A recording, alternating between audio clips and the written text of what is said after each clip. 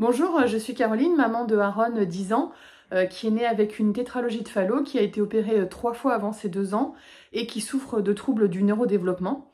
En étant dans l'association, en étant bénévole, j'ai très vite entendu parler de ces troubles qui peuvent affecter nos enfants, donc j'ai été très vigilante là-dessus dès le début. C'est pour ça que j'avais demandé à la cardiopédiatre qu'il soit suivi par une neuropédiatre. C'est elle, la cardio, qui nous avait donné son contact parce qu'elle travaillait ensemble. Et donc en fait on voit la neuropédiatre une fois par an depuis 8 ans. Et en fait à chaque rendez-vous elle nous donne les différents bilans dont on a besoin ou les différentes étapes qu'on doit suivre. Dès la moyenne section, on a tout de suite vu qu'il y avait que Aaron ne réagissait pas comme les autres enfants, donc il connaissait pas les couleurs. Un coup il savait compter jusqu'à 20, le lendemain il savait plus compter que jusqu'à 5.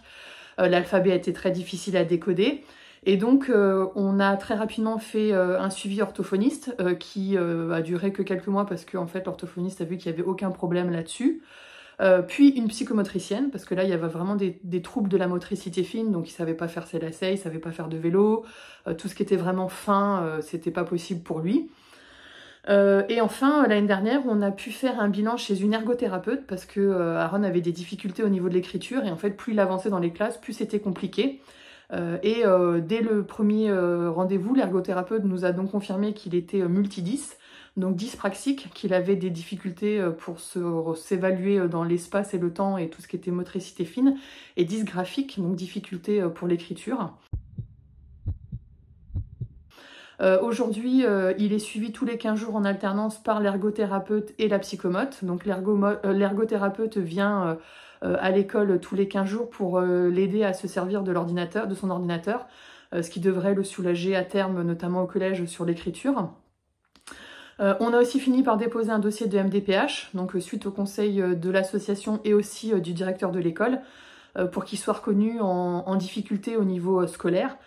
Mais aussi par rapport au côté financier, puisque l'ergothérapeute et la psychomotricienne ne sont pas remboursés, alors que la cardiopédiatre et la neuropédiatre le sont par exemple. Le directeur de l'école a vraiment été incroyable, parce que dès qu'on a eu le bilan de l'ergothérapeute, il a donné les instructions aux maîtresses, qui ont tout de suite mis en application les conseils de l'ergothérapeute. Et en fait, à chaque début d'année scolaire, on prend un rendez-vous avec là où les maîtresses de Aaron pour leur expliquer la situation et leur expliquer qu'en fait, elles ne pourront pas obtenir de Aaron tout ce qu'elles voudraient. Donc, pas l'écriture, ça sera toujours très difficilement lisible. La géométrie, c'est assez compliqué. La propreté du cahier, etc.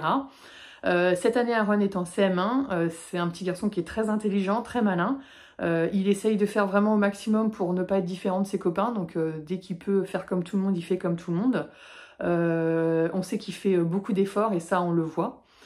Et en fait, on est vraiment très confiant pour l'avenir parce qu'on voit qu'il fait des progrès au quotidien. Et ces progrès sont aussi vus par les maîtresses, le directeur, mais aussi les praticiennes qui le suivent depuis plusieurs années, voire plusieurs mois.